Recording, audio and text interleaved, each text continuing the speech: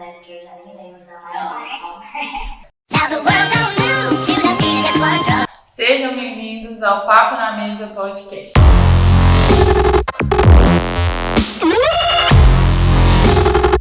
Nosso objetivo é trazer história de vida para poder te inspirar. Toda sexta, ao meio-dia, um episódio novo para vocês. E hoje nosso convidado é o nosso amigo Samuel Godoy. E é uma honra ter ele aqui. Para quem não sabe, ele é o nosso editor aí, 0800. Ele tem nos ajudado muito nessa ideia de podcast, tem feito todas as edições, a ideia da logo, tudo foi ele que criou. E a gente trouxe ele aqui hoje para conversar um pouquinho com a gente.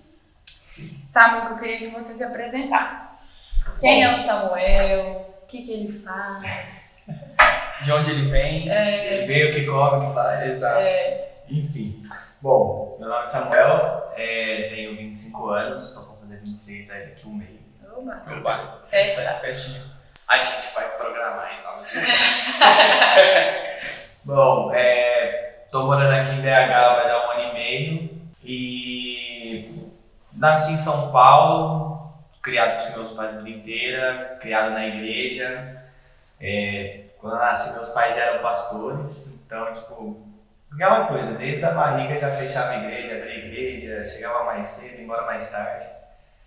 E 1 ano e meio para trás, tive um direcionamento para vir para cá e aí meti o louco, vim, depois do casamento de vocês, inclusive, só vim, o pastor Sandro fez o convite e falei, não tô fazendo nada mesmo, vou ir. Morar em BH. E aí, estamos aí já 1 ano e meio, já morando aqui, então vai ser bastante. E como que foi, mano, essa questão de você vir, assim, o processo, né? Você já queria vir, você não queria? Deus já tinha falado ao seu coração há um tempo atrás ou não? Como é que foi essa decisão sua de vir pra cá, pra BH? Então, tipo assim, não foi nada espiritual na real. Foi tipo um negócio realmente de vontade mesmo. Eu já tava querendo morar sozinho e tal, sair debaixo das asas do meu pai e da minha mãe. Nada de briga, não teve nada a ver com briga, com desordem, nada, não fugi de casa. Mas, tipo assim, eu sentia que era um momento que eu tava, tipo, já não tinha mais espaço, digamos assim, pra eu ficar ali já. Já tava procurando ter minhas próprias coisas, minha própria independência. E por alguns sonhos que eu tenho pro futuro aí, eu achava que era importante eu viver uma experiência morando sozinho, principalmente no Brasil, onde eu conheço lei, onde eu tô acostumado com tudo, com língua, com rotina, cultura. Qualquer ruim que desse, eu tinha meus pais para me auxiliar, que você pensar num negócio fora do país é muito mais difícil do que o negócio BH, que dá para vir de carro, ônibus e tal, é muito mais acessível. Então eu tava buscando já, eu tinha 3 opções, eu tinha São Paulo, Curitiba e Belo Horizonte. E Belo Horizonte era a última opção, mais porque eu conhecia algumas pessoas aqui, a Nath, o pastor e tal. Eu falei, BH é uma cidade grande, vou deixar aqui na lista, mas beleza. O foco mesmo na época que eu tava era Curitiba, por gostar bastante da cidade, conheci muita gente lá e tal.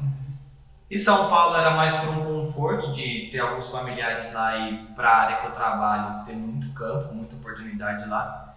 E beleza. Aí eu vim pro casamento de vocês, já tava nessa vontade, já tinha brincando uns 2 anos que eu tava, vou sair, não vou e tal. Só que nunca tinha aparecido uma proposta de fato pra eu sair de casa, ao ponto de eu falar assim, não, vou sair e tal. Tipo, não tinha um motivo específico pra eu sair, não tinha proposta de emprego, de nada. Aí eu vim pra cá, no casamento da Nath, o pastor me pegou na rodoviária e falou, pô, você podia vir pra cá e tal. Ajudar a gente na igreja, te arranja até emprego se você quiser.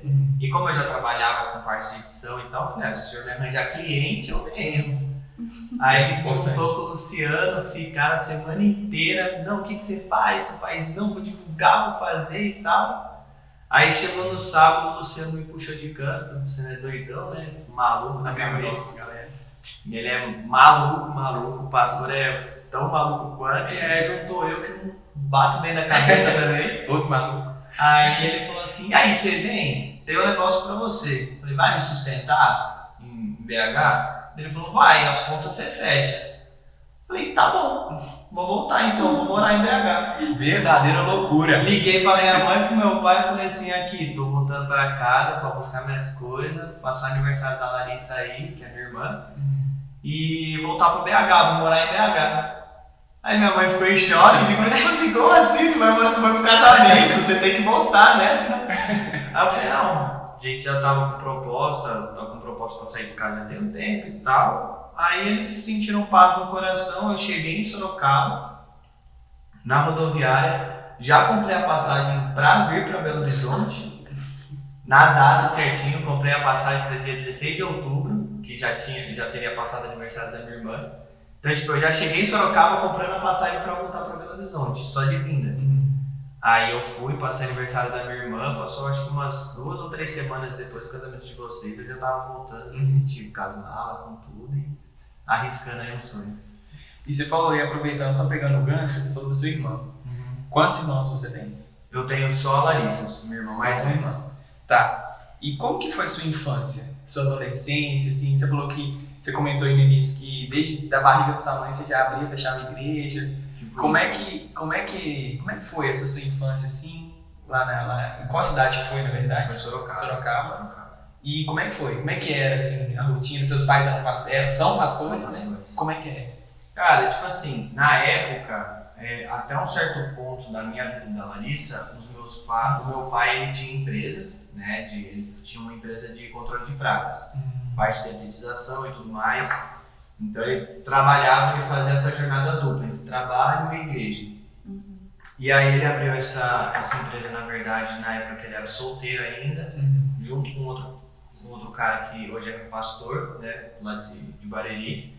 Eles tinham essa sociedade, aí o pastor Gumer ficou em Barueri e meu pai foi para Sorocaba, até porque também tinha uma igreja lá em Sorocaba, por isso que ele foi para Sorocaba na real. Que teve tipo essa extensão da igreja de Barueri tinha em Sorocaba, e aí... Tipo um núcleo. É tipo isso, tipo como se fosse um núcleo mesmo. Aí como o pastor Gumer, o projeto dele era ficar na cidade grande ali, em Barueri, na grande São Paulo, meu pai se voluntariou aí para Sorocaba, e aí ele ficava fazendo Sorocaba, Barueri, 2, 3 vezes por semana, até que chegou um momento que estava insustentável e aí eles foram para Sorocaba. No que eles foram para Sorocaba foi no processo onde eu nasci também. Que eu nasci e meus pais já moravam em Sorocaba. Sim. E aí a gente ficou em Sorocaba aí a vida inteira praticamente, de 18 a 19 anos morando em Sorocaba.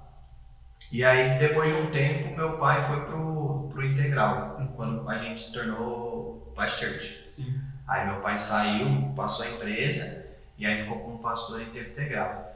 E assim, a nossa vida foi uma aventura, digamos assim. Tipo, principalmente quando meu pai tinha empresa, tinha a época que dava muito cliente, que era ali final de ano, de julho pra frente, dava muito cliente, de ter espaço na agenda, só que o começo de ano era um pouco mais apertado, porque a galera ainda tava voltando.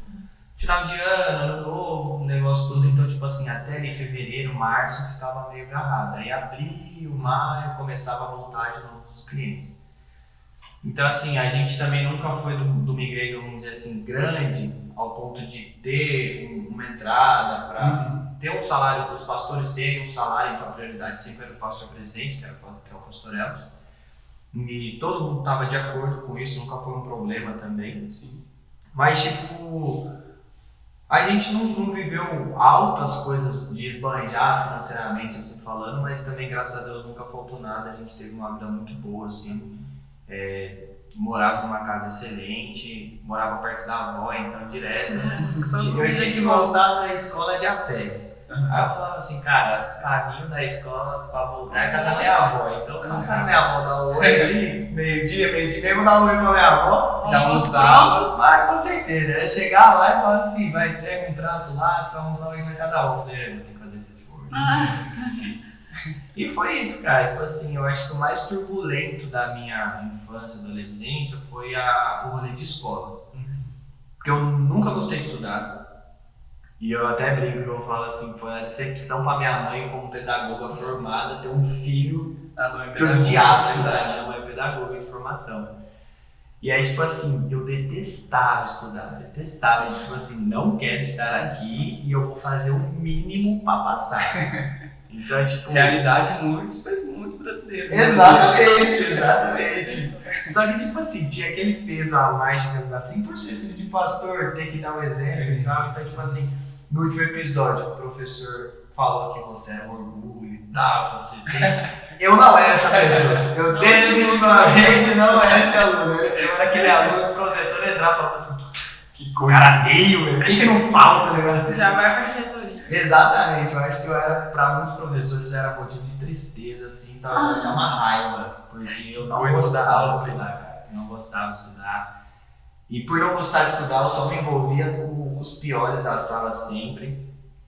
E aí, tipo assim, minha vida na escola sempre foi, tipo assim, foi migrando aos poucos, no ponto de, tipo assim, na escola eu ser o Samuel de Godoy, de segunda a sexta, e de sábado e domingo era o Samuel filho de pastor. Então, bem dizer, tipo assim, na escola era CPF e de sábado e domingo era CNPJ. Eu era só o personagem filho de pastor. Isso, tipo, por muitos anos na escola ali, praticamente até terminar a escola, eu vivi essa vida dupla, assim, de, pô, na escola era como uma pessoa normal, digamos assim, zero testemunho, zero falar de Deus, zero convidar para ir para a igreja. A única vez que eu convidei uns amigos meus para ir para a cela, eu já desconvidei no segundo seguinte, porque eu falei assim, mano, vocês podiam ir na cela e tal, deles, pô, a gente podia mesmo, né, a gente podia ir na cela e aproveitar e falar quem que é o Samuel, né, eu falei, vocês não podiam ir pra cela, mano, infelizmente. Vocês não vão, na minha casa vocês não entram, se for lá em casa no dia da cela, vocês vão ficar na rua. Por esse medo de, tipo assim, saber que eu tava fazendo errado e tal, eu sabia, eu tinha plena consciência que eu não tava fazendo um rolê certo. Mas, tipo, pra mim era confortável, porque meus pais não sabiam, ninguém da igreja estudava comigo, então, tipo, ninguém me conhecia, então eu tinha o meu mundo na escola e o meu mundo na igreja. Eu tinha os amigos da igreja e os amigos da escola.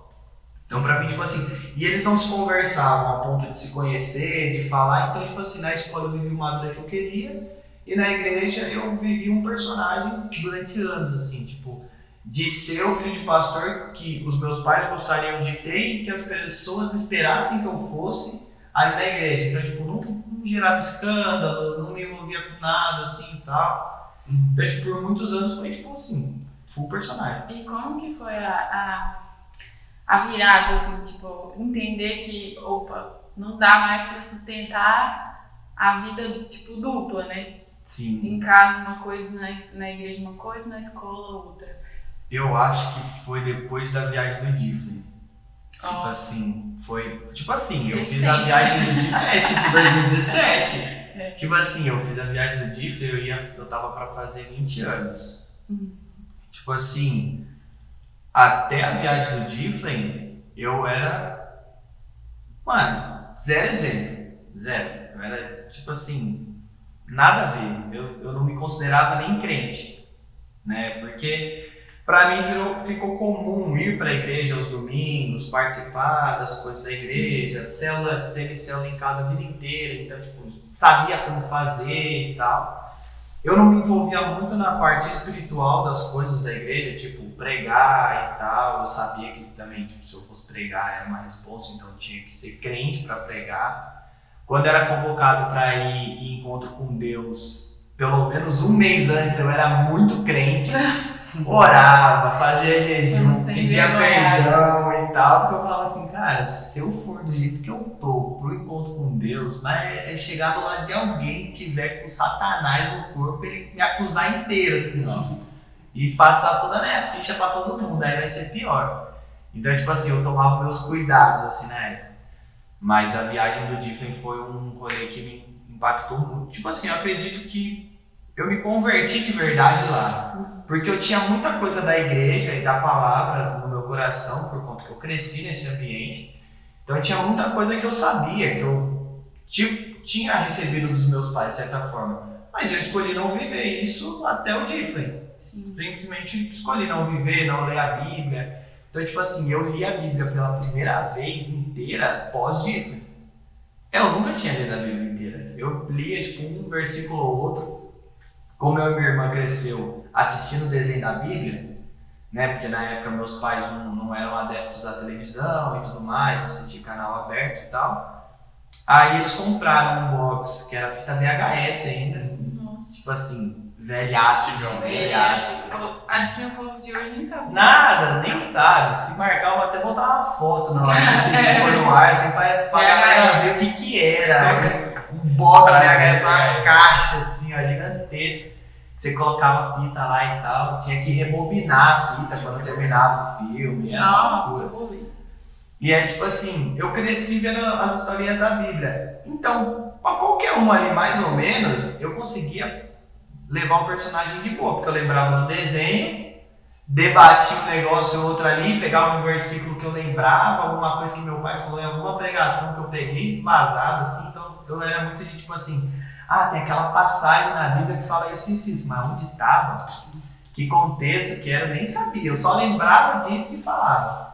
Então, tipo, depois do DIF eu tive um encontro muito forte com Deus, assim, de me converter, de fato. Eu acredito que eu me converti de verdade, assim, no DIF mesmo, de saber quem eu era, o que eu ocupava ali na igreja, a responsabilidade como filho de pastor que eu tinha, e trocar também a visão de, tipo, não achar ruim ser filho de pastor e achar um privilégio. Que até praticamente o Diffley eu achava tipo um negócio desnecessário, de virar pra Deus várias vezes e falar assim, velho, eu não pedi pra ser filho de pastor não, mano. O senhor escolheu meu pai, mas não escolheu eu não, mano. Eu não escolhi ser filho de pastor, eu tô sofrendo isso aqui de graça, de bobo. Porque meu pai escolheu ser pastor e aí eu tô sofrendo isso aqui à toa. De desejar não ser filho de pastor, de achar isso, tipo assim, a pior coisa do mundo. Falei assim, nossa, meu pai deve ser um crente normal, velho. Um cara que vem aqui na igreja e sai, pronto, mal líder de céu e boa, porque não é possível, não. Mas lá no Diffley foi uma parada que, tipo, me bateu muito. E aí foi que eu me converti de verdade e comecei a viver de fato o evangelho mesmo. É interessante essa questão de ser filho de pastor, porque é o seguinte, porque às vezes as pessoas que estão ouvindo a gente agora, às vezes elas não vão realmente entender o que é. Eu, por exemplo, não entendo 100% do que é, porque eu não sou filho de pastor. A Natália entende mais, você entende mais, mas o que nós estamos querendo dizer com ser ou não ser filho de pastor? Porque muitas vezes, pela sociedade, acredito que vocês vão concordar comigo, que vocês têm muito mais propriedade para falar. Existe um peso no sentido de que, ele é filho de pastor, então ele não pode errar. Ele não pode errar em nada, tá? Porque ele tem que ser um exemplo, igual você já tinha comentado já há uns minutos atrás. Só que aí a gente teve até um podcast acho que não sei se foi podcast ou se foi um vídeo aleatório que eles fizeram com o Israel Subirá, que é filho do pastor Luciano Subirá, né? Que ele falou o seguinte, perguntaram para ele, e aí, como é que é essa vida de ser filho de pastor e tudo mais, como é que é a responsabilidade e tal. Aí ele respondeu, não sei se foi exatamente com essas palavras, mas ele falou assim, olha, é muito mais responsabilidade ser um filho de Deus. Porque assim, às vezes as pessoas podem ter uma ideia de que ser filho de pastor, a responsabilidade é maior. E, querendo ou não, às vezes pode até, entre aspas, ser, mas é uma responsabilidade tão grande quanto uma pessoa que não é, por exemplo, eu. Eu também preciso de ter um caráter, por quê? Porque nós não estamos representando nós estamos representando Deus aqui na Terra. E igual você falou, é um grande privilégio. É um grande privilégio representar o nosso Senhor aqui na Terra. Então, assim, é lógico, todo mundo vai errar. Todo mundo vai errar, independente se é filho de pastor, se não é, se é filho de... Independente de quem for, vai errar. Mas existe aquela questão. Nós vamos ter sempre essa responsabilidade de carregar um exemplo, de carregar um caráter aprovado, não para glorificar a nós, mas para glorificar ao nome de Deus, que é o qual nós estamos representando. Eu acho muito interessante a gente frisar isso, de entender que existe uma responsabilidade tão grande quanto quem não é filho de pastor, ou quem tem todo mundo uma responsabilidade muito grande. Isso é muito legal, é um privilégio muito grande estar representando quem a gente representa, que é Jesus, né? Jesus aqui na Terra. Então é muito, muito legal isso. Eu acho que essa questão de ser filho de pastor é mais um peso que a igreja coloca em nós. É verdade. Eu falo por mim, do que os meus próprios pais. Porque não era uma cobrança em casa, você precisa ser assim, mas é o sentimento que as pessoas te olham na igreja. Tipo, se você usa uma roupa diferente, nossa, mas olha o filho do pastor, tá de touca. Entendeu? Exatamente. Tá de boné. E aí, às vezes, as pessoas criam essa expectativa sobre nós e esquece, tipo, cara, eu também tenho... Eu não sou o meu pai, eu não sou a minha mãe. Ok, meu pai se veste dessa forma, minha mãe se veste dessa forma, eles falam dessa forma, ele tem uma forma de conduzir, mas eu não sou essa pessoa. E quando uma coisa muito legal da escola que a gente fez, né, juntos, em 2017, que é essa que você falou que teve a chave virada, que assim, por mais que na época a gente era de uma outra igreja, da mesma igreja hoje, mas em outro bairro, e lá meu pai era pastor de jovens, então eu era muito visada e eu recebi muitas críticas por estar indo na escola. Foi diferente. Você foi pra ter um encontro, tipo assim, cara, eu vou mudar, ou nem pensando nisso. E eu já fui com aquele grande receio, eu preciso ser alguma coisa lá, porque um monte de gente ficou tipo assim, ela tá indo, filha de pastor e tal. Só que realmente, quando a gente chegou naquele ambiente, eu acho que isso tem muito a ver com o propósito individual que a gente tem e coletivo também, que é levar Jesus. Essas meio que acusações que eu sentia no meu coração caíram. Muito. Então, realmente eu sinto que naquele tempo foi um tempo pra gente realmente se doar, pra deixar tipo coisas que nos atrapalhavam de ser quem a gente era em Deus, que é muito maior do que ser um filho de um pastor, ser um filho de outra pessoa. E eu acho muito legal, e depois disso a gente teve outras viagens, né? O Diflan fez outras viagens e você foi pra Santarém. E eu lembro que eu ficava vendo, porque foi um amigo nosso também, o Alecrim, e eu ficava vendo vocês no Instagram bem pouco, porque não dá tempo, né? De postar, não tem internet, exatamente. E eu fiquei olhando, tipo assim, e eu queria saber, tipo assim, não precisa ser de Santarém, porque também a gente, o pessoal não sabe, mas a gente vai dar um spoiler. Os seus pais têm uma missão, né, no Paraguai. E eu sei que você também já foi pra lá, e a gente até conversava no WhatsApp. O Samuel me mandava um monte de foto, tipo, as crianças aqui, eu, que legal. E a gente vivendo coisas diferentes, mas em lugares diferentes, mas as mesmas coisas.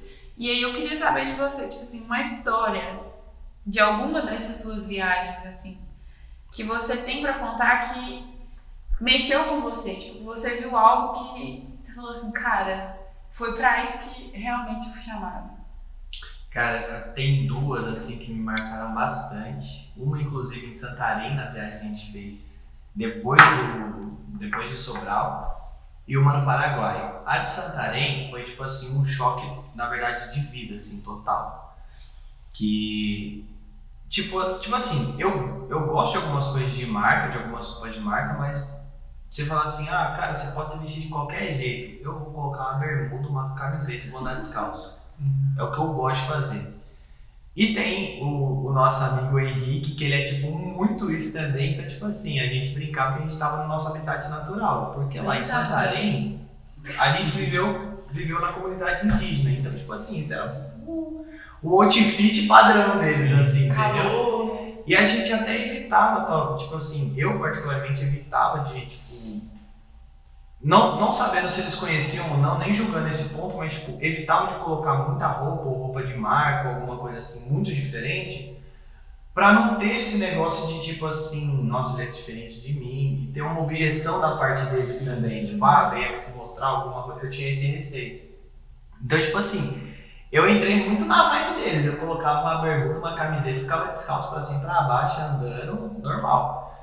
E aí teve um dia que a gente foi saí ali na vila e tal, tava tendo atendimento médico, e aí a galera que não tava ajudando no atendimento médico ia lá para cuidar das crianças ou fazer evangelismo.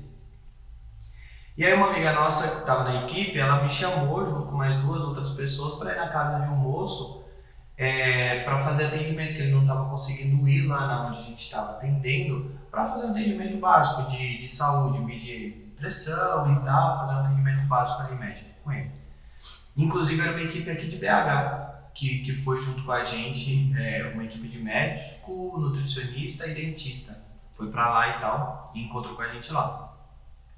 Aí a gente entrou nessa casa, uma casa super simples, de madeira, tinha uma escadinha de madeira assim pra entrar, porque eles colocavam um pouco mais alto, caso o rio encha, não leva a casa. Então a maioria das casas lá, por mais que é bem alto assim, algumas comunidades, tem tipo 1 metro e meio assim, elevado pra não correr esse risco. Aí a gente entrou na casa super simples, tudo de madeira, tipo chão de madeira, parede de madeira, tudo de madeira e tal. E aí a gente conversou com o rapaz, o senhorzinho lá, a médica atendeu ele e tal, e depois a gente fez uma oração pra casa. E aí a nossa amiga Débora, que tava lá, ela sentiu de fazer uma oração pra entregar a vida pra Jesus. Se alguém queria e tal. E a família inteira quis voltar pra Jesus, porque eles já tinham escutado lá nessa vila que a gente foi indígena, já tinha célula acontecendo, um monte de coisa, então eles já tinham ouvido, mas eles não estavam indo mais. Aí a gente fez oração, eles voltaram para Jesus e tal, terminamos a oração. Aí a moça falou que queria honrar a nossa vida, que era pra gente ficar lá e tomar café com eles e tal, que ela tava passando café e queria que a gente tomasse café com eles. Tipo assim, eu gosto demais de café, só que aquele café, eu acho que foi o melhor café que eu tomei na minha vida. E eu tomei com um choro entalado aqui na garganta, porque tipo, ela levou a gente pra cozinha que era do lado de fora. Você via que ela tava separando as melhores louças que ela tinha, tipo, as xícaras mais bonitinhas, alguns que era com um jogo com pires assim, colocando. Aí ela colocou o café pra todo mundo assim numa xícara, colocou o pote de leite ninho na mesa, porque eles não tinham leite lá, era só com leite ninho. E ela fez um sanduíche de creme cracker com manteiga e botou num pratinho assim pra gente. E ela falou assim, ai gente, desculpa, eu queria receber vocês muito melhor, mas esse daqui é o melhor que eu consigo entregar pra vocês hoje. Uau. Cara, na hora que ela fez isso, eu comi. Nossa, eu acho que foi o melhor creme cracker que eu comi na minha vida. Como se fosse até outra coisa. Nossa, eu juro, parecia que eu tava tomando um café em Paris, olhando pra Torre Eiffel, foi uma coisa tipo assim, loucura. E o choro entaladaço, que eu falei, velho, que é isso? Não existe um negócio desse. Eu nunca vi essa pessoa na minha vida, eu nem mereço isso daqui, eu não tenho que estar comendo isso daqui, cara. Não, tipo assim, a pessoa, o melhor que ela tinha, ela tá me dando, ela não precisa me dar isso. E aí isso foi um momento onde o Espírito Santo me confrontou muito sobre isso, sobre essa simplicidade, sobre esse ato de serviço, assim, essa honra de tipo... Algo que a gente está falando muito na igreja, né, que foi falado algumas semanas atrás sobre embaixadores do reino, né, você comentou sobre isso, embaixador do reino, e aí eu senti muito isso, tipo assim, cara, eu tô representando alguém muito importante para eles e para honrar a pessoa que eu tô representando, eles estão me honrando, e eles estão entregando o melhor, assim, nossa, foi um negócio assim que depois que eu saí de lá, eu saí com a lágrima já escorrendo, fui para um canto, fui chorar, e aí a Espírito Santo começou a falar muito comigo. E nesse dia eu fui muito quebrado com relação ao que eu estava fazendo na minha vida de modo geral. As pessoas, se eu estava honrando de fato as pessoas, se eu estava entregando alguma coisa para as pessoas. E isso me foi um choque, na verdade, essa viagem de Santarém foi um choque muito gigantesco. Primeiro que eu não queria vir embora. Eu virei para a pastora e falei assim, pastora, eu posso ficar? Ela até falou assim, cara, se tiver quem te sustente aqui e tal, a gente até vai atrás e te ajuda a achar algum mantenedor e tal. E eu falei com a minha mãe, eu falei assim, mãe, talvez eu não volto. Talvez eu rasgo a minha passagem de volta e eu não vou voltar para casa, porque aqui eu tenho que estar aqui. Eu tenho que ajudar essas pessoas, eu tenho que fazer alguma coisa a mais para essas pessoas. Eu tava na minha cabeça que eu não ia voltar de Santarém. E Deus me quebrou muito, porque quando eu voltei para a realidade assim da minha casa, nos primeiros dias, assim, eu acho que a Nath sentiu isso, talvez depois que ela voltou da África. Mas, tipo assim, eu me sentia mal de ter o conforto que eu tinha. De, tipo, às vezes você tomar um banho quente, eu começar a chorar e falar assim, cara, tem gente que não tem chuveiro pra tomar banho, vai tomar banho no rio, com piranha e jacaré. E tá feliz. E tá feliz. E aí, tipo assim, foi uma loucura essa viagem, mas foi muito boa, porque me tratou em muitas coisas. E um episódio que aconteceu no Paraguai, que foi algo assim que quebrou tanto eu quanto meu pai. Na última viagem que eu fiz com ele pra lá, choveu muito e inundou a base que a gente tem a igreja lá. E aí o pessoal até achou que a gente ia pra cidade pra ficar na casa de um outro irmão lá que não tinha pego enchente. E aí o missionário falou assim, aí o meu pai falou assim, não, a gente vai ficar aqui com o missionário, não tem porquê a gente ir embora, tá aqui, estamos no mesmo barco, choveu, não posso fazer nada, a gente tá aqui boa. Aí depois o missionário veio falar pro meu pai que isso quebrou o coração dele achar que algumas outras pessoas no nosso lugar não fariam isso, mas isso não foi nem tipo assim um negócio pra me glorificar, que eu falo, mas eu achei legal que é tipo assim uma atitude que não teria outra, na minha cabeça não teria outra opção pra tomar se não ficarem com eles.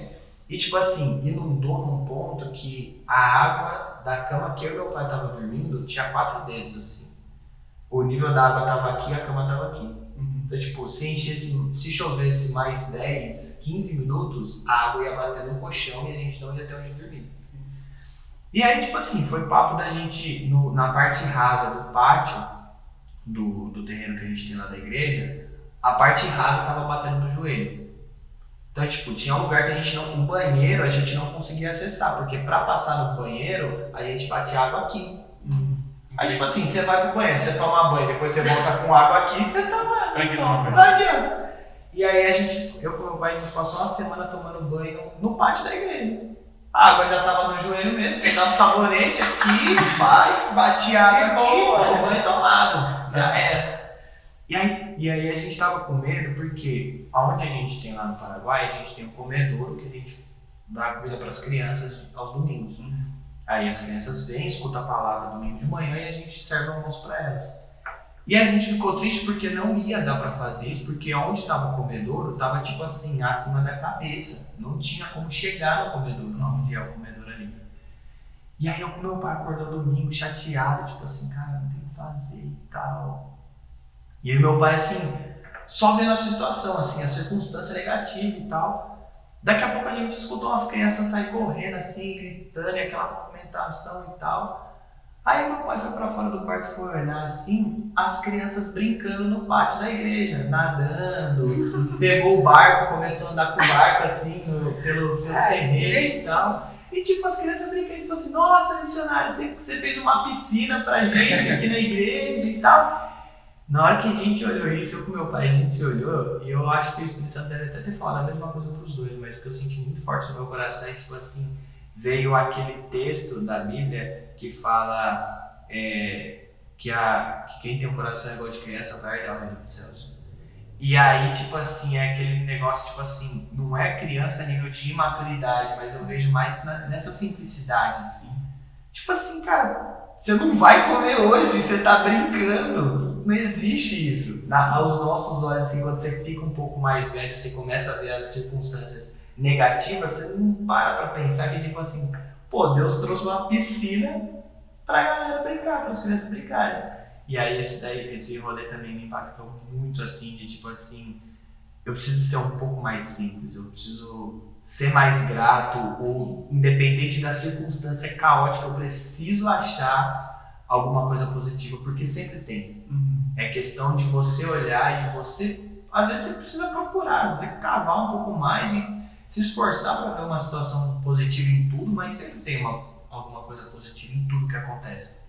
E aí essas duas histórias assim são as que mais me batem até hoje, quando eu lembro, é um negócio que eu reflito bastante também. Muito legal. E assim, vivido o que você viveu, tendo vivido o que você viveu, e hoje, e pensando em Deus, quem é Deus para você? Cara, Deus ele foi se transformando, na verdade, na minha vida. Porque por muito tempo ele foi Deus normal. Por um bom tempo ele foi Deus do meu pai. Tipo assim, é Deus, é o cara que meu pai segue, que ora, que troca ideia ali, mas beleza, é um cara que eu encontro com ele aos domingos. Só que como eu comentei da viagem de Sobral, lá em Sobral, pela primeira vez em 20 anos da minha vida, eu tive a revelação de paternidade de Deus. E lá, né, nessa viagem eu tive a revelação de Deus como pai, que tipo, ele é pra mim também, ele não é o Deus do meu pai, ele é o meu Deus também, ele é o meu pai. E aí, dali pra frente começou uma construção de um relacionamento de verdade, assim, de saber que ele é meu pai, que por mais perrengue que eu possa passar, por mais dificuldade que eu possa passar, muitas coisas boas que eu vivi nesses últimos anos, lugares que eu conheci, pessoas que eu conversei, pessoas que eu tive o privilégio e a honra de conhecer, foram presentes que Deus foi me dando ao longo do tempo, sabe? De tanto a nível de maturidade quanto de presentes mesmo, de recompensa, assim, digamos. Mas hoje, pra mim, eu tenho Deus muito como meu pai. De fato, assim, tipo, tudo que um pai representa, né? Tanto na parte de educar, chamar atenção e corrigir quando precisa, mas principalmente na parte do cuidado, de tipo assim, eu sei que qualquer BO que eu arrumar aqui em BH, tipo assim, cara, eu não tô conseguindo pagar a conta. Eu posso ligar pro meu pai provavelmente, tipo assim, gente, perdoa, vocês conseguem me ajudar e tal. E eu vejo Deus muito dessa forma, tipo assim, qualquer BO, qualquer perrengue que eu estiver passando, qualquer fundo de poço que eu tiver, eu sei que eu posso falar com ele. E de certa forma ele vai me ajudar, ou ele vai me levar até alguém, que essa pessoa vai me ajudar, ou essa pessoa vai mostrar o caminho que eu vou me ajudar muitas vezes. Mas eu vejo muito Deus assim como um pai de modo geral, tanto na parte de correção quanto na parte de cuidado, amor, proteção e tudo mais. E nessa jornada de 25 anos, vai ser 26 daqui a uns dias, como você consegue enxergar a sua vida profissional? Porque a gente nem falou muito, mas você pode falar da sua profissão, o que você faz. Como você consegue enxergar a sua vida se conciliando ao propósito? Tipo assim, não tem como separar, né? Mas como se fosse separado. Como servir dessa forma, nessa área que você está? Legal. Tipo assim, na verdade, a minha profissão surgiu justamente por conta do meu propósito, praticamente. Porque Então você fala sobre o seu propósito. Tipo assim, ela tá full atrelada praticamente com o meu propósito ou a minha profissão. Tá, e fala pro pessoal, o que você entende como seu propósito? Então, mais uma vez, Sobral. Porque, tipo assim, tudo começou lá. Tipo assim, Samuel antes de Sobral era só o Samuel. Então, tipo assim, tudo que eu vivo hoje de ministério, chamado, propósito, profissão, veio muito depois de Sobral. Então, em Sobral eu descobri que não somente a grande comissão que é feita para todo mundo de fazer discípulos, de até de certa forma, missões, que missões é para todos, eu acredito nisso, que é uma frase que meus pais falam muito e eu concordo plenamente com eles, que todo coração sem Jesus é um campo missionário. Então, tipo, você não precisa ir para a África, para a Europa, para os Estados Unidos, para a Ásia, para você ser um missionário. Se o seu vizinho não conhece Jesus, você já é um missionário para ele. Você já está numa missão. Mas eu senti muito esse chamado para as nações, né, de modo geral, não num lugar específico. Tanto que um dos dias lá em Sobral, eu estava orando muito sobre isso e pedindo de Deus para que testificasse e tal. E eu não lembro quem foi, mas uma das pessoas que estava na equipe falou que tinha me visto rodando o globo. E conforme eu ia passando em alguns países, eu levantava 2, 3 pessoas e eu continuava seguindo o meu caminho. Então, tipo assim, foi uma revelação muito grande para mim na época. Eu falei, então é isso, eu vou começar a trabalhar em cima disso. Foi da onde eu me empenhei mais ainda no inglês, em aprender inglês, estudar e tal. Porque eu falei, pô, se é a língua mais falada no mundo, pelo menos com o inglês eu passo fogo onde que eu for, vai ter alguém para falar inglês. E aí eu voltei para casa com esse dilema, porque na época eu fazia comércio exterior na faculdade, que era o meu sonho, entrar numa multinacional, trabalhar fora do país, morar fora, sempre foi, desde os 14, na verdade, sempre não, né, mas desde os 14 anos foi meu sonho, sair do país e tal. E aí eu entrei num dilema, tipo assim, cara, se eu entrar numa empresa, eu não vou seguir o que eu senti que era o meu chamado. Porque se eu ficar preso numa empresa, eu não vou conseguir fazer essas viagens missionárias, eu não vou conseguir atingir, eu não vou conseguir chegar e tal. Eu vou ficar preso. E aí eu falei assim, tipo, cara, eu acredito que Deus nem gostaria desse rolê de tipo assim, eu entro numa empresa, trabalho, apareceu uma viagem missionária, eu me demito, vou pra viagem, volto, faço outro processo seletivo, entro em outra empresa. Que vai chegar uma hora que, primeiro, o meu currículo vai estar manchadaço. A pessoa fala assim, cara, você ficou só 3 meses, o que aconteceu em 3 meses que você ficou na empresa? Ah, eu saí para fazer uma viagem missionária. A pessoa vai falar, você fez lá, vai fazer aqui. Não tem essa. Então, acho que isso descredibiliza também, né, do fato, como até no âmbito profissional a gente tem que ser exemplo, eu acho que isso ia perder muita credibilidade e, de certa forma, a pessoa que fosse ver eu como profissional, ela ia se chatear com a igreja, possivelmente, de falar assim, tinha que ser crente para ser vagabundo, assim. Porque quando você tá na igreja e decide ser missionário, muitas vezes, aos olhos dos outros, você é taxado de vagabundo. Tipo, o cara não quer fazer faculdade, não quer fazer nada, e só quer viajar, quer viver a vida viajando. Só que eu tenho minha faculdade, na verdade, tem para concluir aí nos próximos semestres, se Deus quiser, eu faço a minha graduação, termino. Em administração. Eu fiz administração. Também de uma direção de uma pessoa que eu conversei, eu dei algumas opções para ela que eu queria cursar, e ela, sem hesitar, falou que era administração e eu tinha colocado no meu coração, que o que ela tivesse de direcionamento eu ia seguir. E aí eu acabei cursando administração. E eu comecei a buscar de Deus um tipo de trabalho, alguma coisa que eu pudesse ser ativo em missões, não só. Aí isso também ampliou minha cabeça, no quesito tipo assim, eu quero ter a condição de, se eu não for, eu envio. Se eu não envio, eu sustento.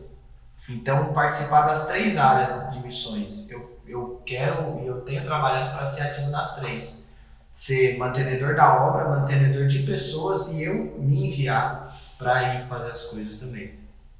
E eu falei, cara, o único jeito que eu vejo hoje de fazer isso é empreendendo. É tendo minha própria empresa e tal. E eu comecei a procurar sobre isso e tal. O que eu ia fazer, se eu ia trabalhar com a internet, se eu ia vender produtos na internet e tal. O mercado digital começou a crescer muito. E aí em 2019, minha mãe quis começar a produzir conteúdo para o YouTube, né? Que ela tem, meus pais têm material infantil. E aí a gente teve uma direção, uma estratégia de, em vez da minha mãe não só ficar presa aos seminários, a gente começasse a dar dicas em vídeos para o YouTube para professores. Como dar aula, como fazer e tal. E aí, como ela ia produzir, ela precisava de alguém que editasse. E o rapaz, na época, lá em Tatuí, que editava, ele não tinha esse tempo para poder fazer isso, porque era uma parada que não ia gerar um lucro ali para poder pagar ele, então ia ter que ser um rolê tipo 0,800 real. Aí minha mãe virou e falou assim, filho, por que você não aprende e me ajuda? Tá. E eu gostava de vídeo, achava interessante e tudo mais, e aí eu engatei em 2019 para aprender. Esse rapaz até me deu umas dicas na época, e depois eu peguei essas dicas e fui fazendo, e quando eu comecei a fazer para minha mãe, eu me descobri. Falei, cara, é isso que eu quero fazer para minha vida, e isso me dá liberdade de trabalhar em qualquer lugar. Porque por mais que eu trabalhe tipo assim, num estúdio, numa produtora, em algum espaço, eu posso desenvolver projetos temporários que até a missão seja uma parte de projeto, tipo um projeto documentário, alguma coisa assim. E isso já entra junto no meu propósito. Porque se eu tenho o coração voltado para missões, junto com o que eu faço, que é a produção de conteúdo, tanto filmagem quanto edição, eu posso ajudar outras obras a ter voz através do vídeo. A alcançar pessoas que possam ajudar, que possam ofertar e tal, através do vídeo. Porque se a pessoa não consegue sair de lá, eu consigo ir até lá, filmar e trazer esse conteúdo e espalhar. Uma vez que você joga na internet e viraliza, você consegue chegar no mundo inteiro. Então isso foi algo que veio para mim como revelação, que era para eu fazer isso. E depois que eu estava trabalhando nisso, um tempo eu já estava com 6 meses já fazendo vídeo para minha mãe, a gente conversando e tal sobre isso, ela falou assim, nossa filha, engraçado, né? Que hoje você está começando seus primeiros passos na profecia que você recebeu em 2017. Aí eu, o que você está falando? Eu que recebi a profecia, não tô lembrando, você tá lembrando? Profecia.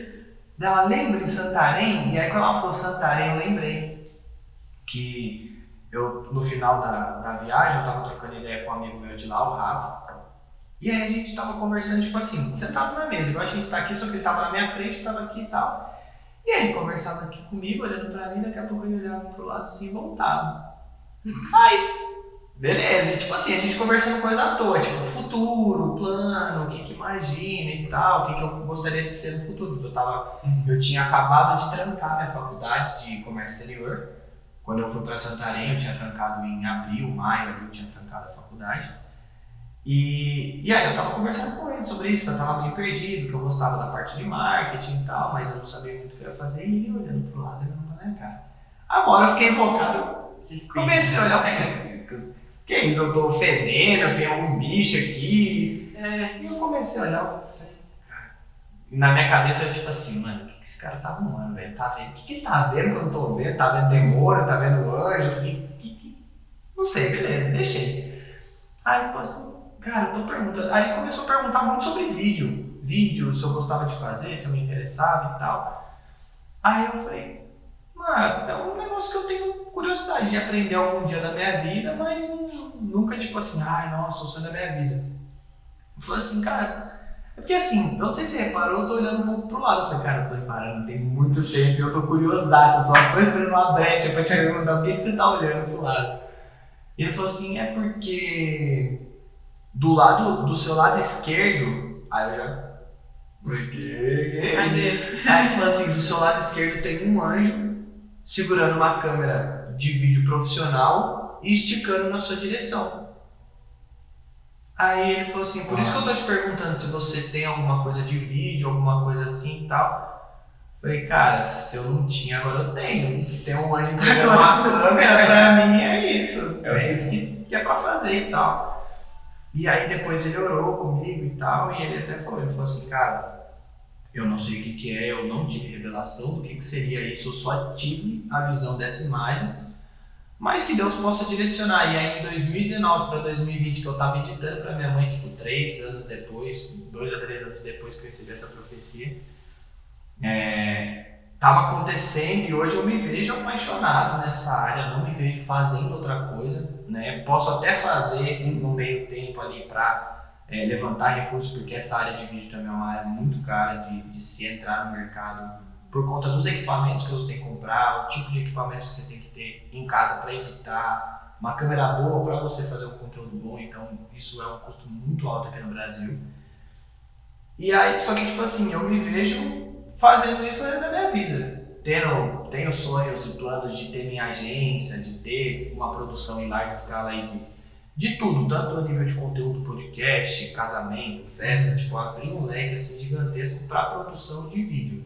Qualquer que seja, eu quero ter possibilidade da minha empresa fazer isso. Seja qualquer produção de vídeo que seja, a gente poder atender.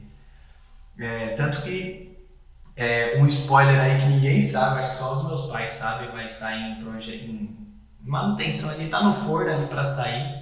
O nome da empresa eu já tenho, que é Sozo, que é do grego, que é completo, tornar-se completo, né, na tradução seria isso, que é atrelado à ressurreição de Jesus, que nós nos tornamos completos com Deus. É tipo uma associação que tem dessa. Então é tipo assim, é uma palavra que eu gosto muito e venho seguindo há muito tempo ela. Então já tenho o nome da empresa, já estou buscando aí a ampliar, expandir, né, na verdade, as fronteiras da empresa. Mas eu vejo muito isso, tipo assim, o que eu tenho hoje como profissão, que é de vídeo, que é de foto, tenho também um hobbyzinho por foto que também vai virar profissão, né, já está no plano de virar profissão.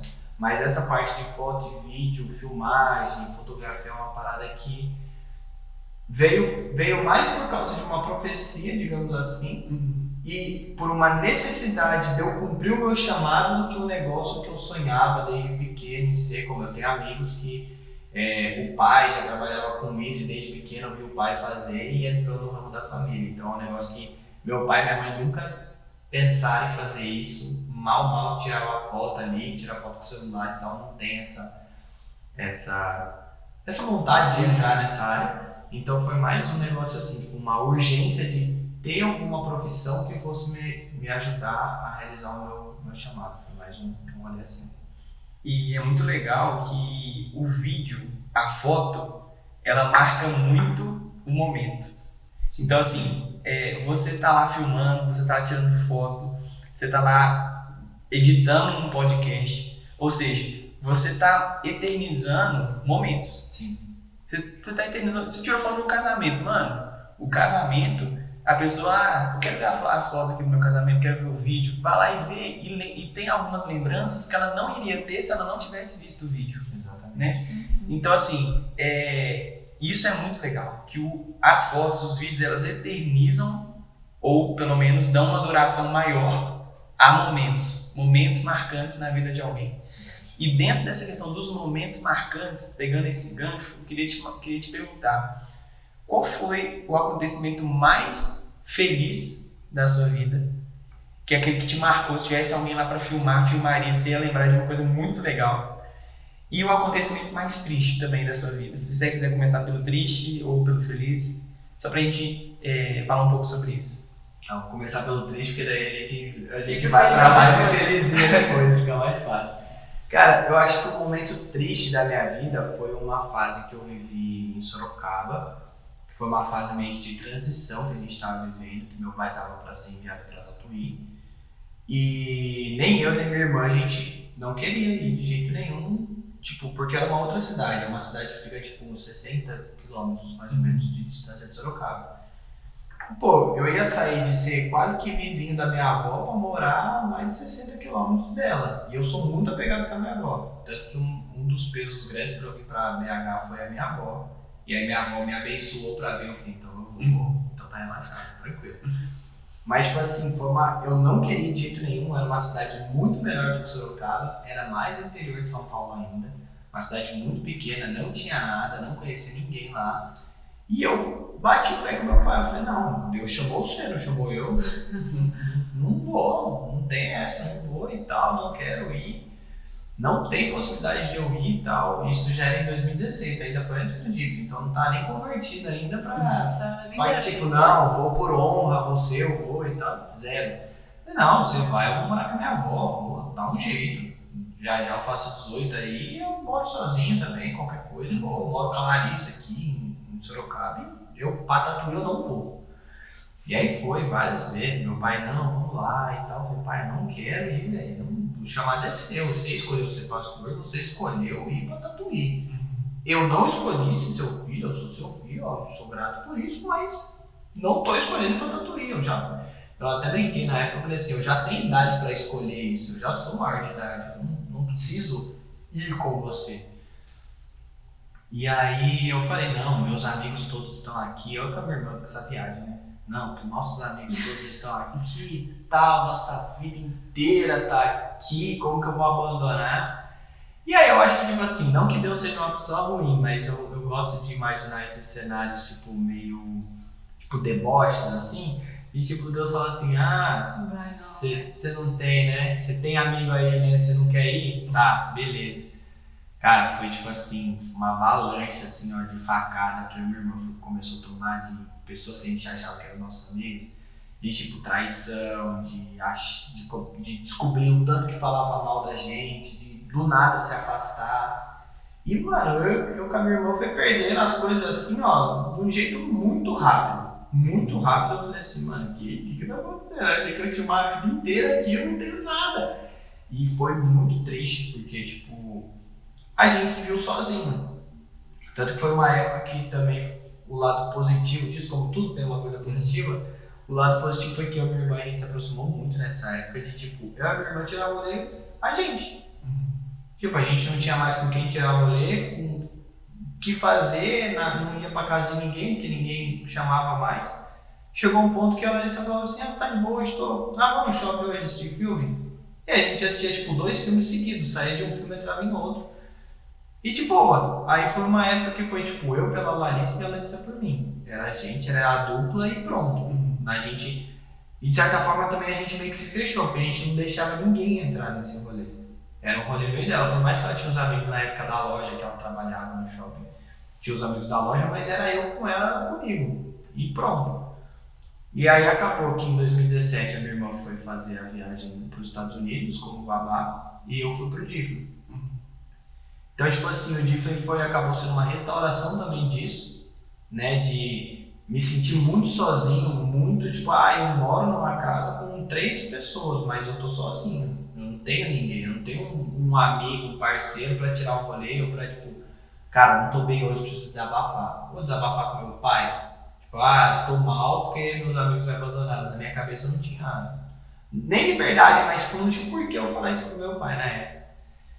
E aí acabou que, tipo assim, esse foi um dos momentos, na verdade, que eu consigo lembrar agora, que foi muito triste, de tipo, me sentir muito pra baixo, assim, muito na solidão. E aí, tipo assim, acabou que passou, foi pra Sobral, tive toda uma restauração e eu já voltei de lá também com o coração disposto a ir pra onde meu pai fosse. Eu já voltei, já falando com meu pai, pedindo perdão pra ele, falei assim, cara, onde você for? Se for pro Paraguai, se for pra China, pro Japão, pra África, qualquer lugar que você falar assim, Deus mandou a gente, o meu nome é Toninho.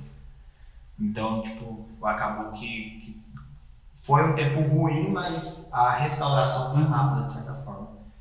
E já puxando o gancho, acredito que assim, um dos momentos mais felizes que eu acredito que foi pra mim foi o Different de fato, que foi o divisor de águas da minha vida, foi onde eu vivi muita coisa que eu achei que era impossível viver como cristão, de tipo, orar por alguém, a pessoa ser curada, escutar a voz da minha cabeça, falar com a pessoa e a pessoa começar a chorar na minha frente.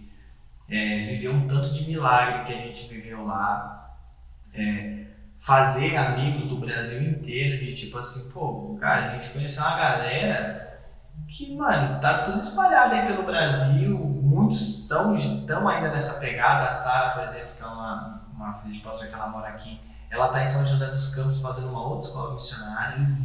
Então, tipo assim, cara, é um negócio que eu fiz muitas amizades excelentes lá, a Nath é fruto dessa amizade. Então, tipo assim, a gente se conheceu em Sobral e do nada, 3 anos depois, 4 anos depois. 3. Se casaram em 2021? Isso. 4 anos depois, do nada, virei padrinho de vocês. Verdade, Samuel, nosso padrinho. Virei padrinho do nada, eu recebi esse convite, a Nath falou, a gente quer que você seja nosso padrinho, eu fiquei mal emocionado. E tipo assim, cara, foi um negócio que até eu ir pra Sobral, eu não sabia nem que a Nath existia na vida. Então, Sim. tipo, foi uma amizade que eu consegui trazer lá de Sobral pra minha vida. E tudo que eu experimentei, tipo, cara, foi o rolê da minha vida, assim. Eu acredito que Sobral tá no top 1, top 2 aí, o rolê da minha vida. Porque, tipo, foi com grandes amigos que eu fiz esse rolê, compartilhei esse rolê com pessoas que são, tipo assim, grandíssimos amigos, 2 pessoas que estavam lá comigo, que eu sinto muito saudades, que é o Henrique e o Walter. Que o Henrique é meu irmãozão e o Walter, cara, cada conversa que eu tive. Teve muita zoeira. Nós 3 a gente zoava muito, assim, muito. Tem muita história engraçada de Sobral pra contar ainda. Mas quando eles estiverem, eu acredito que eles vão ter oportunidade de vir aqui, a gente conta essas histórias. Teve muita história engraçada. Só que, tipo assim, cara, foi uma viagem que mudou minha vida totalmente. Eu fui uma pessoa e dia 6 de janeiro de 2017 começou o meu processo para me tornar uma outra pessoa. Então, tipo, foi muito louco, porque, tipo, quando eu cheguei em casa, meus pais me pegaram no aeroporto e falaram assim, cara, você tá diferente. Não sei o que é, mas você é outra pessoa. Eu não consegui te reconhecer quando eu bati o olho, assim, tipo, de primeira vista, assim, tal. Então, assim, o momento mais triste foi seguido do momento mais feliz, praticamente, na minha vida. Então, esses 2 rolês foi isso. Legal. E pra gente encerrar o nosso bate-papo,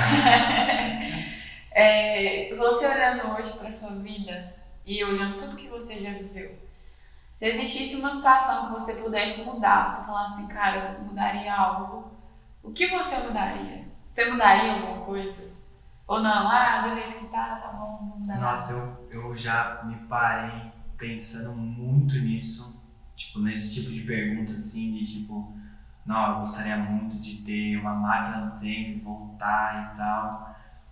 Mas ao mesmo tempo que eu penso muito nisso, tipo assim, às vezes até parece um papo meio, tipo, motivacional, coach e tudo mais, mas, tipo assim, depois de muito tempo, isso é muito tempo mesmo fazendo esse tipo de pergunta e sempre me deparando com esse tipo de pensamento, assim, geralmente antes de dormir que a gente pensa nesses trem, assim, ou quando você tá mal.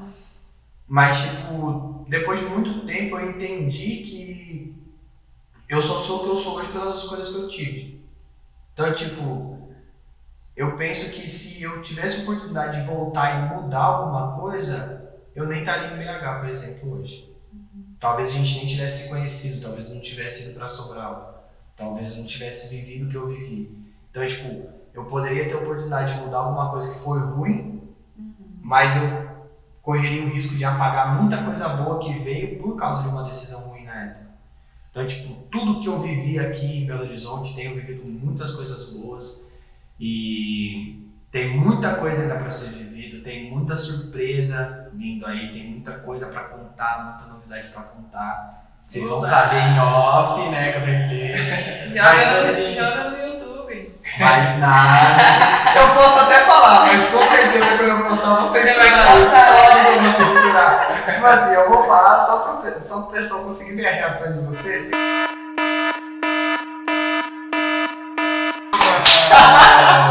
Glória a Deus! E tipo assim, até o glória a Deus eu mutei. Now the world don't move to the beat of this one drum. Mas tipo assim, Apoie o Samuel nas redes sociais. e Vai surgir bomba aí, cara. Mas, tipo assim, eu acredito muito nisso. Tipo, hoje eu tenho essa convicção de todas as escolhas que eu tive, sendo certas e erradas, elas me conduziram a ser quem eu sou hoje. Tanto a nível de buscar alguma coisa para ser alguém melhor, buscar um curso, buscar em oração, buscar a leitura da Bíblia, buscar a presença de Deus de certa forma também.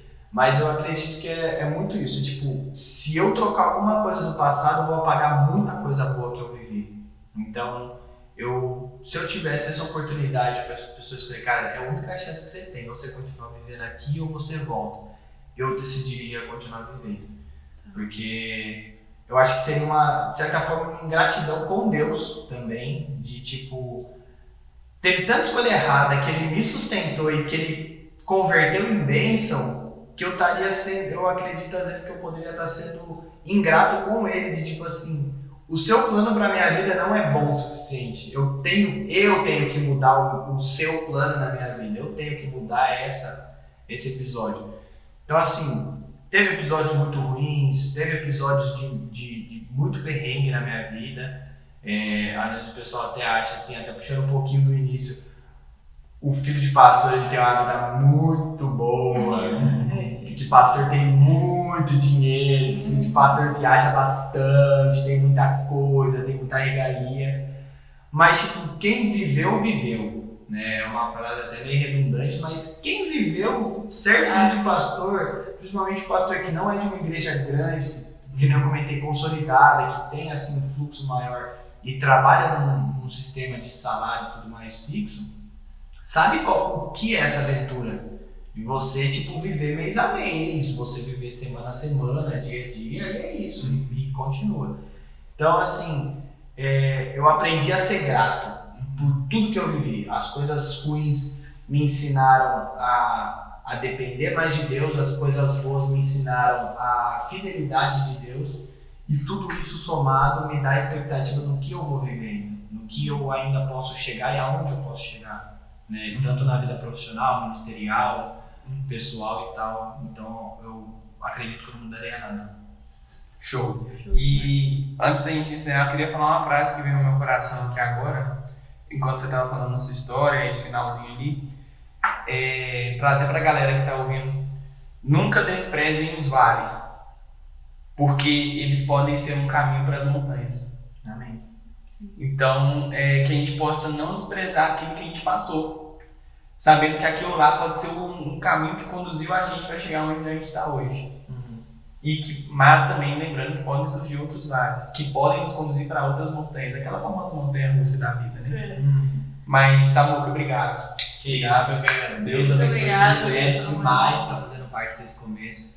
Sei que esse podcast tem um futuro promissor, isso é de verdade, não é nem porque a gente é amigo e tal, mas eu vejo um propósito muito grande. Desde quando você comentou comigo nesse podcast, eu sei que tem algo muito grande aqui para acontecer. De não só, tipo, acredito que dos dois pontos, curas de pessoas que vão vir aqui, vão ser curadas contando a própria história, e nesse processo ter a oportunidade do Espírito Santo estar curando elas no momento que elas estão falando, mas muito mais de pessoas que vão ser alcançadas através do podcast, tipo, poder ver uma solução, poder ver uma saída, de se identificar, que eu acho que isso que é o mais legal do que a gente está fazendo, assim, do que vocês estão fazendo principalmente, que é trazer pessoas comuns, pessoas normais, com histórias que acontecem no dia a dia de todo mundo e que superaram ou estão em processo de superação, e que se essas pessoas normais conseguiram superar, todo mundo consegue. Não é uma pessoa de muito sucesso que alcançou e tal, tipo, cara, uma pessoa normal, eu sou um jovem aí que tá no corre todo dia e que tá almejando uma vida melhor. E se eu tô conseguindo viver, cara, qualquer um consegue. Isso daí eu tenho plena convicção disso. Show de bola, mano. Obrigado mais uma vez e recebemos todas essas palavras. Amém. Amém. Se Deus quiser, vai impactar muita gente. Eu já quero voltar com barba na próxima. Na próxima, verdade. verdade. Na próxima. Eu tô no final do Deixa a barba. eu gosto e eu quero voltar com barba na A gente próxima. deixa a barba. Obrigado, irmão. Tamo junto.